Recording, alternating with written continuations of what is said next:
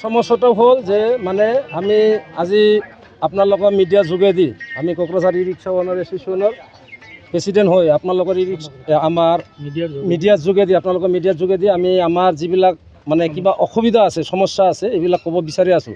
সমস্যাটো হ'ল 1 নম্বৰ যেনেকুৱা ধৰক এতিয়া দ্বিতীয় আৰু মিউনিচিপালিটিত যিটো আপোনাৰ নিয়ম বনাইছে যে টাউনৰ গাড়ীটো সিপাৰে চলিব নোৱাৰে সিপাৰে চলিব নোৱাৰে। এতিয়া টাউনৰ গাড়ীটো এনেকুৱা হ'লে এটা মানুহ যেনিবা এটা গেছ চিলিণ্ডাৰ ল'লে সি কেনেকৈ পাৰ কৰিব ৰেল গেটটো, এইবিলাকৰ এটা সমস্যা আছে। 2 নম্বৰ কথা হ'ল আজি আমি এছ'চিয়েশ্যনটো চলাই আছোঁ আজি 7 বছৰৰ পৰা। 7 বছৰত এনেকুৱা কোনো নিয়ম আমাৰ নাছিলে যে মানে এই জাগাৰ গাড়ী এই জাগাত নহয়। এতিয়া আমি চিষ্টেম কৰি লৈছিলোঁ যে না আমি বাহিৰৰ গাড়ীটো নলওঁ, আমাৰ অনলি ফৰ কোকৰাঝাৰ PSৰ গাড়ীটো আমি কোকৰাঝাৰ PSত চলাব দিম। তেতিয়া আমি PSৰ গাড়ীবিলাকে লৈ চলাই আছিলোঁ। এতিয়া আমাৰ 7 বছৰত যিমান কোকৰাঝাৰ PSৰ গাড়ী আমাৰ লগত জড়িত হৈ এক লগত আমি চলাই আছিলোঁ ভাই ককাইৰ নিচিনা, এই গাড়ীবিলাক এতিয়া আমি কেনেকৈ ক'ত পঠাই দিম, কেনেকৈ এৰি দিম।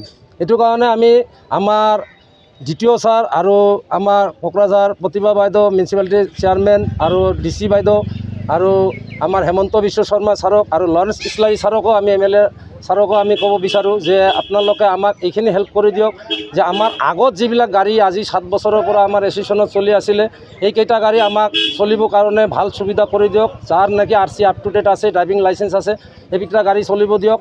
বাকী আমাক এটা ডেট বনাই দিয়ক, আজিৰ ডেটৰ পৰা আপোনালোকে বাহিৰৰ গাড়ীও নল'ব বা কোকৰাঝাৰৰ টাউনৰ গাড়ীও নল'ব। আমি কোকৰাঝাৰ টাউনৰ গাড়ীও জইন নল'ম ইউনিয়নৰ ফালৰ পৰা আৰু বাহিৰৰ গাড়ীও নল'ম। আপোনালোকৰ মানে কোকৰাঝাৰ টাউনত কিমান টোটো আছে? এতিয়া আমাৰ এছ'চিয়েশ্যনত আছে ধৰক টোটাল এছ'চিয়েশ্যনত 6000 গাড়ী আছে। অকল টাউনতে? কোকৰাঝাৰ টাউনতে 6000 গাড়ী আছে। টাউনত 6000 গাড়ী আছে। মিউনিচিপালিটিক আপোনালোকে কিমান কৰি টেক্স? এতিয়া মিউনিচিপালিটিৰ পৰা আমি টেক্সটো দিয়া নাই। মিউনিচিপালিটি এটা নতুনকৈ এটা নিয়ম বনাইছে, সিহঁতক আমাক মানে 500 টকাকৈ এটা কাৰ্ড দিব। সিহঁতে কৈছে সেই কাৰ্ডৰ বিনিময়ত আমাক 500 টকাকৈ দিব লাগিব। আগত কিমান কৰি? আগত আমি একো দিয়া নাই। এইটো আমাৰ ৰিচেণ্টলি মানে ইহঁতে আমাক এটা অনুমতি দিছে আৰু কি জাননী দিছে যে আপোনালোকৰ এটা কাৰ্ড ল'ব লাগিব। তেতিয়া আমি কৈছোঁ যে আমি DTOৰ গাড়ী হয়, আমি DTOৰ পৰা গাড়ী লোৱা মানুহ, আমি কিয় মিউনিচিপালিটিত জইন কৰিম, মিউনিচিপালিটিত কিয় দিম পইচাটো।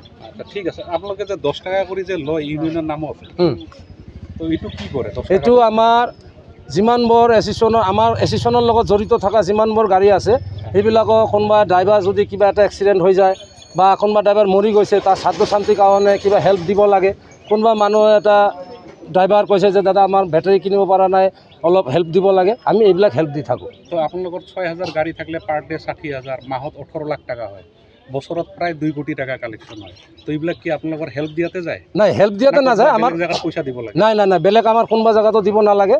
আমাৰ এইটো মানে 3টা এছ'চিয়েশ্যন আছে তো কোকৰাঝাৰ টাউনত, 3টা এছ'চিয়েশ্যন 3টাৰ মাহত 18 লাখ টকা কালেকশ্যন পাৰ্ট হয় এইটো। তো 18 লাখ টকা কালেকশ্যনৰ ভিতৰত কি কৰে এইটো? আমি যেনেকুৱা হেল্প দিব লগাটো হেল্প দিওঁ। কাৰোবাৰ বেটাৰী নাই, বেটাৰী কিনিবৰ কাৰণে পইচা দিব লাগে। কাৰোবাৰ এক্সিডেণ্ট হৈছে, দেউতা মৰি গৈছে, শ্ৰাদ্ধ কৰিবৰ কাৰণে পইচা দিব লাগে। এইবিলাক কাম আমি মানে হেল্পৰ কাৰণে দিছে এতিয়ালৈকে? এতিয়ালৈকে আমি 7-8 জনক দিছোঁ।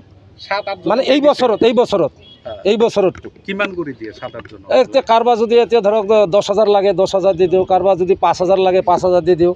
সেইদিনাও এটা গাড়ী ঠিকে আছে, হেল্প দিয়াৰ যেনিবা 7,000 5,000 কৰি 7 জনক 8 জনক 10 জনক 1 লাখ টকা গ'ল।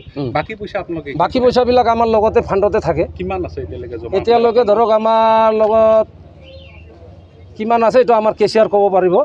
ফাইনেলি আমিতো এইটো হিচাপ লৈ অহা নাই এতিয়া। কি ক'ব দ্বিতীয় আপোনালোকে কিয় এনেকৈ আৰস্তি দি আছে? দ্বিতীয়ক আমি ক'ব বিচাৰিছোঁ এইখিনি যে দ্বিতীয় ছাৰে আজি এটা নিয়ম বনাইছে। আগতে এদিনে আপোনাৰ আপোনাৰ এই পাব্লিক চিটি কৰিছিলে। পাব্লিক চিটিত এটা কথা কৈছিলে যে মানে আপোনাৰ গাড়ীবিলাক যোৰ গাড়ী ফিটনেছ নাই সেইবিলাক গাড়ী আপোনালোকে ফিটনেছ বনাই ল'ব। কিন্তু আমাৰতো টোটোৰ কেতিয়াও ফিটনেছ নাছিলে, আমিতো গম পোৱা নাই যে আমাৰ গাড়ী ফিটনেছ লাগে বুলি। এতিয়া আমাৰ ফিটনেছৰো ফাইন কাটি আছে, কিছুমানৰ য'ত গাড়ী ধৰে তাৰ ফিটনেছৰো ফাইন কাটি আছে। আৰু আমি দ্বিতীয়ক এইখিনি ক'ব বিচাৰোঁ, দ্বিতীয় ছাৰক এইখিনি ক'ব বিচাৰোঁ যে আমাৰ আগৰ গাড়ীবিলাক আমাৰ লগত থকা আমাক শান্তিপূৰ্ণভাৱে চলিবৰ কাৰণে দিয়ক আৰু নতুনকৈ আপোনালোকে এটা টাইম সিদ্ধান্ত কৰি দিয়ক। এই টাইমত আমি বাকী নতুন গাড়ী জইনিং বাহিৰৰ হওক লোকাল হওক নলওঁ। কিন্তু আপোনালোকৰ টোটোৰ বিৰুদ্ধেতো প্ৰায় ৰাইজৰে অভিযোগ, মানে যধে মধে চলায়, নাজানা মানুহ চলায়, খালি টোটোৰ কাৰণে ডেইলি 5টা-6টা এক্সিডেণ্ট হয়। তা আপোনালোকেতো চাই দিব লাগে না এইবিলাক। এতিয়া ধৰক ড্ৰাইভাৰ এতিয়া আমাৰ ফালৰ পৰাতো ড্ৰাইভাৰটো সদায় এক্সিডেণ্ট হৈ থাকে গাড়ী, যিমানে হাই ৰোডতো চলালে আপোনাৰ গাড়ী এক্সিডেণ্ট হয়, টাউনতো হয়। নহয় নহয়, টোটোৰ কাৰণে বেলেগ গাড়ীৰ অসুবিধাত পাই আছে যে। এতিয়া টোটোৰ কাৰণে অলপতো অসুবিধা হ'বই, টোটোটো টাউনত বেছি হৈ আছে, অলপ চলি আছে, এইকাৰণেতো অলপ অসুবিধা হ'ব। এতিয়া দ্বিতীয় যদি গাড়ী বিক্ৰী কৰি আছে তেতিয়াহ'লে টাউনত গাড়ীটো কমিব কেনেকৈ? আমিতো কৈছোঁ, এইটোৱে কথা। আপোনালোকে দ্বিতীয় কি ক'ব এইটো? আমি এইটো ক'ব বিচাৰোঁ যে আপোনালোকে গাড়ীটো বেচা বন্ধ কৰক, টাউনত গাড়ীটো বেচা বন্ধ কৰি দিয়ক, গাঁৱত বিক্ৰী কৰক। আমিতো গাঁৱত বিক্ৰী কৰাত একো কমপ্লেইন দিয়া নাই, কিন্তু আমাৰ টাউনৰ যেতিয়া গাড়ী আমাৰ বেছি হৈছে বুলি আপোনালোকে কৈ আছে, তেতিয়াহ'লেতো আৰু যদি আপুনি সদায় গাড়ী বিক্ৰী কৰি থাকে তেতিয়াহ'লে গাড়ী বাঢ়ি থাকিব, তেতিয়া ক'ত গাড়ী কমিব? বন্ধ কৰক। সেইকাৰণে আমি দ্বিতীয় ছাৰক এইখিনি ক'ব বিচাৰোঁ যে আপোনালোকে গাড়ীটো বেচা বন্ধ কৰক টাউনত। শ্ৰদ্ধাৰ কোকৰাঝাৰবাসী জনগণ, ইয়াৰ দ্বাৰা কোকৰাঝাৰ পৌৰসভাৰ অন্তৰ্গত অঞ্চলত বসবাস কৰা জনগণলৈ এটা জৰুৰী ঘোষণা আগবঢ়োৱা হৈছে।